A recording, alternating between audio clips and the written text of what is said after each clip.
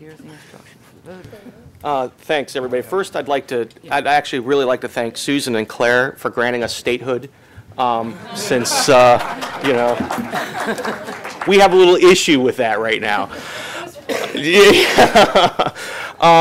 We had two issues implementing the MOVE Act as it came about last year. The first and the major one was the 45-day requirement. The District of Columbia was in the same position as the state of Maryland was, where we had our primary 48 days before the general election, and we were unable to meet the 45-day requirement. So what we did is we read the MOVE Act, and we were looking it allowed for a waiver process if you could not meet the 45-day requirement. So we laid out what we were going to do to meet the 45-day requirement. The district allowed overseas ballots to be returned by mail up to 10 days, provided they were postmarked on Election Day. So we had 10 days there. We were looking at about 38 days total ballot transit time. And then if you haven't heard, we had this little innovative internet voting pilot project that we were looking at that we were going to be using to implement for overseas voting as well. So we submitted our waiver to the MOVE Act, and we were one of the states that were denied because as what we felt in the denial process that came back to us was that there was not a 45-day transit time for the ballots.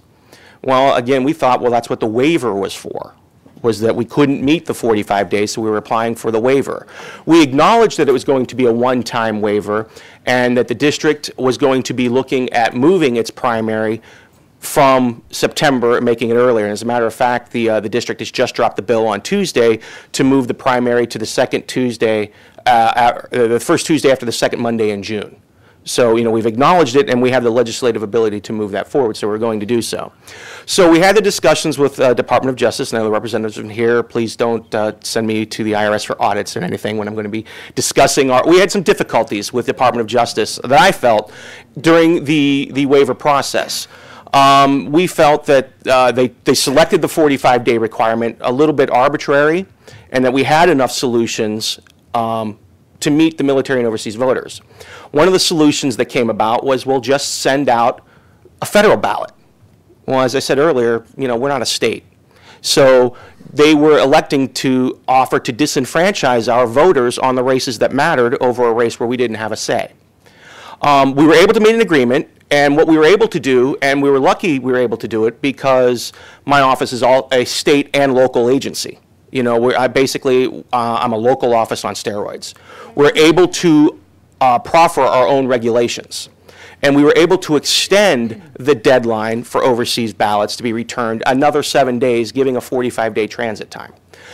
If that would have been communicated well in advance, we could have done that a lot earlier, and we wouldn't have had to be denied the waiver process and go through all of the other issues. That's one of the drawbacks that we felt existed in the MOVE Act, was that the waiver process wasn't clear, and we were acknowledging that we were only applying for a waiver one time, and we were going to be adjusting our schedule to move the primary, and we've done so. So that was the issue that we had with the waiver process. It all worked out well, and I have to say, when the Department of Justice says that they're going to work with you, they did work with us. We worked together. We had some frank discussions among each other, but we were able to work and got a solution, and we got a memorandum of understanding, and it worked out well. One of the other issues we had is we did honor the 2 federal elections for the overseas applications that were filed in 2008. And we did see a large number of ballots that we mailed out that were unreturned. That was something that I had advocated beginning as a local election official in Ohio, when in 2006 we were mailing out large numbers of ballots to a reserve unit that had been returned back to the United States 6 months earlier. But we knew we had to send these ballots out because that was the last record that we had, and we had a lot of issues where I had one particular voter become disenfranchised because we sent his overseas ballot to where his unit was in Iraq. He voted at his polling location. He had to vote a provisional ballot and forgot to sign the provisional ballot, and the ballot did not count. And we couldn't waive those state requirements. So we'd had issues where that was going to occur. That's why I'm really glad that the 2-year requirement is been removed.